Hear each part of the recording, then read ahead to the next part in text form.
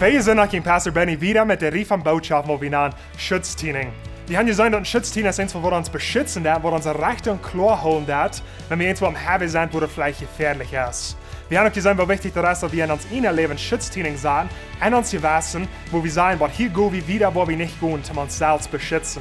Die erste Sünde auch kriegen wir nur Schutztiening macht Frieden, und das letzte Sünde auch kriegen wir nur Schutztiening macht ein befriedetes Leben. Wir sagen, dass ein befriedetes Leben ist wichtig zu beschützen. Wir kriegen uns in der Welt und wir sagen, dass wie 50% von allen befriedeten Leben gut und nein. In 1. Korinther Kapitel 6, Vers 18 sagt das der Rand weich von aller Huderie.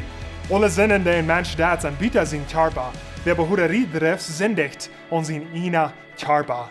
Hier sagt er nicht, prof de Band zu sein, prof stark zu sein, sondern er sagt, der Rand weich von Huderie, ein Rand weich von alles, was den befriedeten Leben könnte nicht bringen. So hier sind ein paar Wege, wo ich ein befriedetes Leben beschützen. Nummer 1, vertraut mit den Partner. Sagt, wo ihr beim schwach seid, vertraut von wo ihr ein Schutztiening fehlt und ein befriedetes Leben. Ein paar Ideen sind vielleicht, fehlt du ein Schutztiening bei der Arbeit. Vielleicht schaffst du mit dort andere Frühes oder andere Männer taub. Und merkst du ein Schutztiening, dass du nicht allein warst mit einem vor taub ehen oder allein mit einem taub rasen fahren. Vielleicht fehlt du ein Schutztiening bei dem Internet. Vielleicht hast du Trouble mit Pornografie.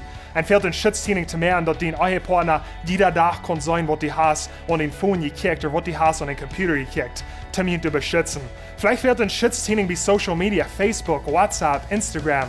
Das sind 50% von allen Leuten, wo die nein gehen tun, wie ihr sagt, dass wir auf Facebook oder auf WhatsApp gewesen haben, anfangen, unter Fries zu schreiben, zu schmeicheln, verschiedene Dinge so. So, du fehlt ein Schutztiening an zu sagen, wie auf Social Media, wie WhatsApp.